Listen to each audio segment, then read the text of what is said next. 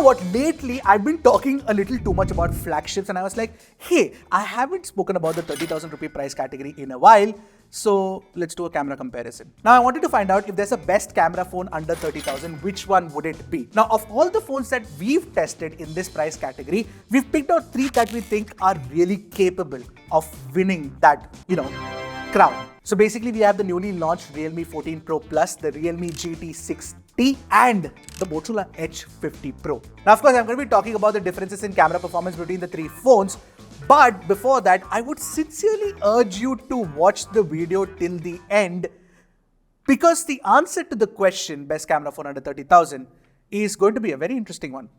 Trust me. Alright, if you're here for the first time, I'm Aishad, you're watching Track and Take English, your destination for detailed, incisive gadget reviews. Now when you look at the camera specs, the Realme GT60 is the only one that doesn't have a telephoto. The Edge 50 Pro and the 14 Pro Plus have a telephoto. The other difference is that the GT60 has the smallest primary camera sensor among the 3, which is possibly the reason why when you take a look at the details at 100% crop, it is the softest of the 3. The 14 Pro Plus's algorithm definitely captures more details, and the sharpening algorithm tastefully enhances the textures, which is nice. Motorola also uses, sharpening algorithm, but it looks slightly unnatural. So for details and textures, 14 Pro Plus would be my first choice, followed by the Edge 50 Pro and then the GT60. At 2x zoom, Realme's algorithm works similarly on both the GT60 and the 14 Pro Plus. Basically, it adds over sharpening. Moto, on the other hand, doesn't bother with any such over sharpening, and it just looks entirely soft. Now, with the dedicated 3x camera, Realme's processing is a little too intense with the over sharpening compared to the Edge 50 Pro. I think that the Edge 50 Pro is definitely better here with the detail retention. But when you look at the longer zoom ranges like 6x and 10x, I'd prefer the 14 Pro Plus here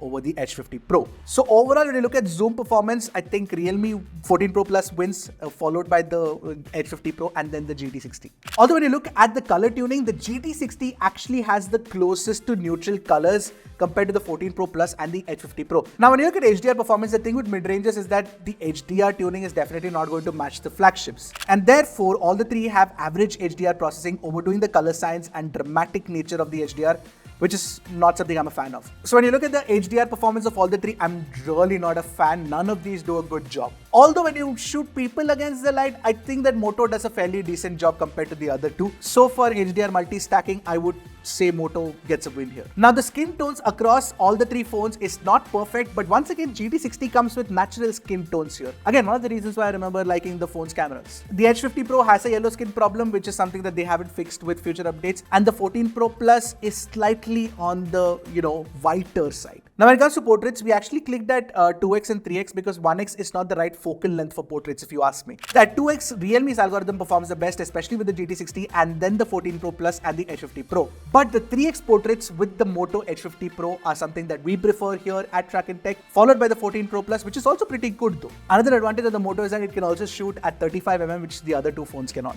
In low light is where, the 14 Pro Plus actually takes the lead because it can shoot brighter images and it captures more details compared to both the Edge 50 Pro and the Realme GT60. The GT60 would have been better if it had a larger sensor, but since it's a smaller sensor, it doesn't capture as much details because it has actually the better ISP of the 3. Now moving on to the ultra wide angle camera, the Edge 50 Pro has an immediate advantage, and that is the fact that it has a 13 megapixel ultra wide angle camera as opposed to 8 MP on the Realme phones. Because of that, it captures more details than the other 2. The second best would be the 14 Pro Plus and finally the GT60. Although when you're talking about color sense consistency between the ultra wide and the primary camera, there the Edge 50 Pro kind of loses out. The 14 Pro Plus is more consistent in terms of color accuracy, followed by the Edge 50 Pro and then the Realme GT60. Now you would think that since the Edge 50 Pro has a 13 megapixel ultra wide angle camera, it will have better low light performance, but that's not really the case. The GT60 captures the best low-light ultra-wide-angle shot, followed by the 14 Pro Plus, and finally the Edge 50 Pro, which kinda looks horrendous, honestly. Now moving on to macro, the GT60 doesn't have a macro mode, where the 14 Pro Plus can shoot macros using the 3x camera, and the Edge 50 Pro can shoot it using the ultra-wide-angle lens. Now between these two, I think the 14 Pro Plus captures better ultra-wide-angle shots. The quality of the images are definitely better compared to the Edge 50 Pro. Now if you like capturing selfies, then I would actually pick the Edge 50 Pro. It's the best in terms of details and skin tone mid-tone rendition. Close second would be the 14 Pro Plus and finally the GT60. But in HDR, again, the 14 Pro Plus's processing is far superior compared to the H50 Pro and the GT60. The newer technology actually means that you get better multi-stack processing with selfie HDR.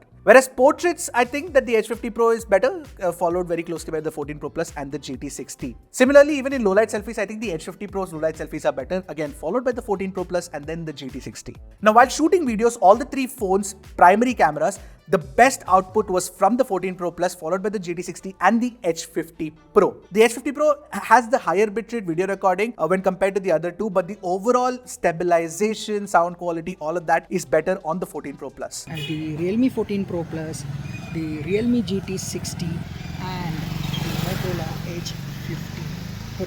So all these three phones are using its primary lens to shoot this video.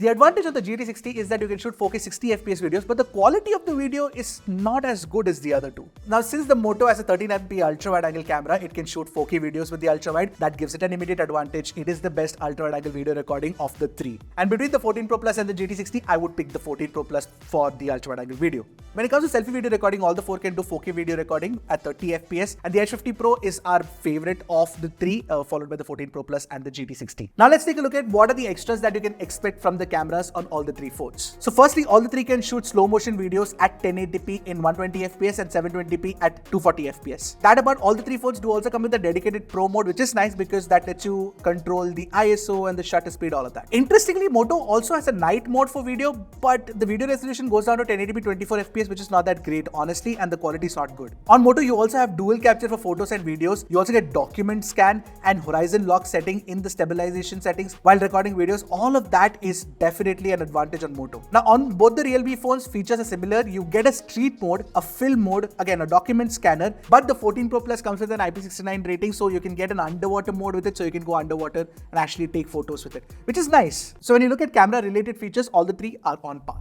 Overall, since the GT60 doesn't have a telephoto camera, it cannot be adjudged as the best camera phone under Rs 30,000, while it still does take good looking photos. Now, many of you might be wondering why didn't we have the T3 Ultra in this challenge, is because the T3 Ultra also doesn't have a telephoto. So basically, the competition will be fought mainly between the H50 Pro and the Realme 14 Pro Plus. Now, between these two phones, if you had to ask me to pick a winner, I'd say cannot. I really cannot. Primarily because the H50 Pro has advantages. It has a better ultra-wide angle camera and it also shoots better video, especially with the ultra-wide and the selfie video. With Realme, the advantage is that it's more consistent. It gives you consistently good quality pictures compared to the H50 Pro, which has some problems. So in that scenario, okay, fine, the Realme 14 Pro Plus, considering everything, could be crowned as the winner. But the question itself is that which is the best camera phone under 30,000 is a trick question, because there cannot be a best camera phone under 30,000, at least not right now in this situation. So how can a brand make a best camera phone under Rs 30,000?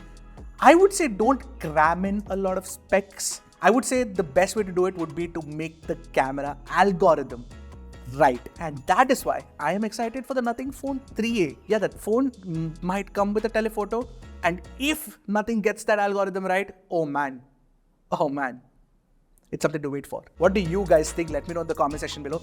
And I'll see you guys in the next one. Until then, keep tracking and stay safe.